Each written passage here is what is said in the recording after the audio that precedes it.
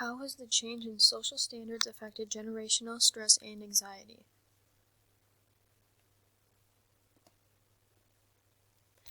Have you ever heard the phrase "the good old days" from your parents or your grandparents, or even gotten lectured by them because what you're doing is just not how it was when they were a kid? Well, hop on the train, because anyone who has talked to someone in a different generation knows how different life was for them compared to modern times. In order to evaluate the question, how has change in social standards affected generational stress and anxiety, we need to look at multiple social standards from different generations and cross-reference them with statistical evidence of stress and anxiety levels. The first generation we are looking at is the baby boomer generation from 1946 to 1964. Fashion during this time was more conservative and elegant, but as years passed on, more casual looks became more prominent, and sundresses and swimsuits became fashionable. For men in this generation, working class started dressing more commonly like upper class, as clothing became more affordable, as you can see in the right. Education for the baby boomers is what is the most different from modern times.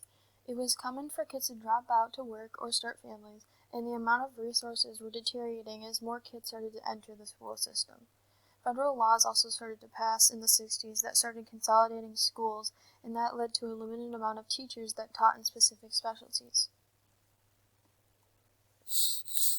Families between 1946 and 1964 were still idealizing the nuclear family. The average age to marry and start a family was 20, and birth rates doubled. Girls were still considered unequal, and it was uncommon for them to do anything other than be a housewife. American youth were starting to want more than what their parents had, and parents started working with their kids to be successful. The second generation we will look at is Gen Z, which is from 1997 to 2012. Fashion during this generation consisted of casual wear like denim and flip-flops was the new go-to. Around then, a revival of older clothes started to come back, and men wore light-washed jeans, classic rock shirts, and polos with popped collars. Education for Gen Z is when things started to take off.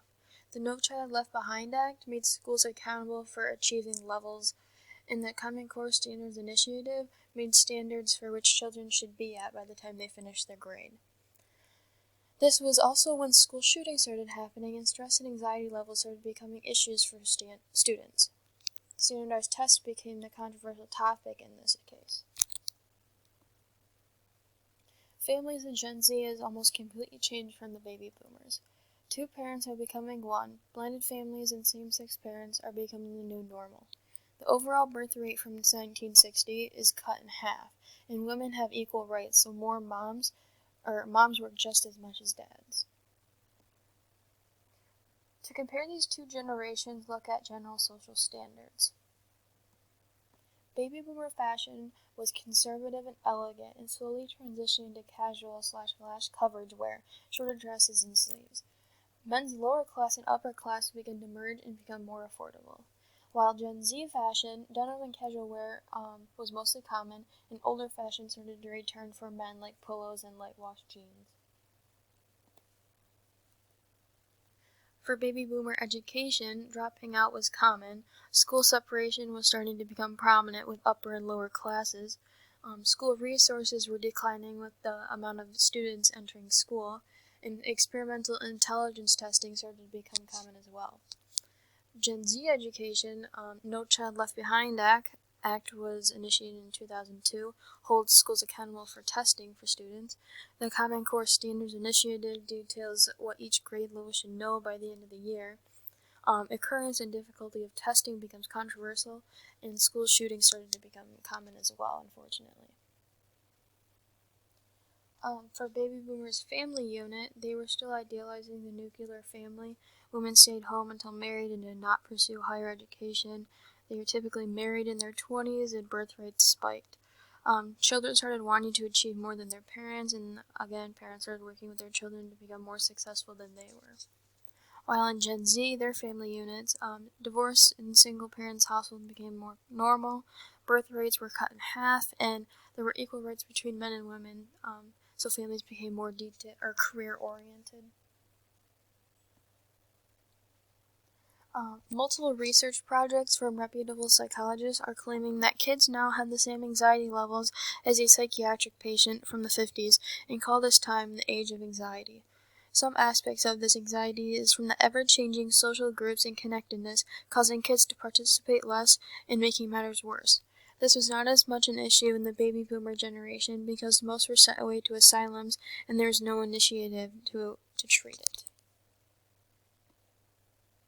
What that means now. Taking into consideration the difference in social standards, it is reasonable to say that these changes are factors in the elevated levels of stress and anxiety in younger generations. Fashion represents social status, which can lead to a barrier between groups of people and establishes upper and lower class. Being lower class is also often looked down upon, especially with the growing social media presence in celebrities, which was not as widespread in the baby boomer generation. The change in educational requirements is an all-time peak, and students are more stressed about curriculums than real-world issues. In the baby boomer generation, it was not a big deal to drop out to work or start a family. Families are commonly separated, which leads to other mental health issues in children, which was not relevant in the baby boomer generation because of the social infatuation with the nuclear family. What's next? In order to break fashion and lifestyle barriers, social media presences and celebrity status should be reevaluated, and the bubble around the upper class needs to pop. Educational standards are at an all-time high, and the amount of testing needs to decrease.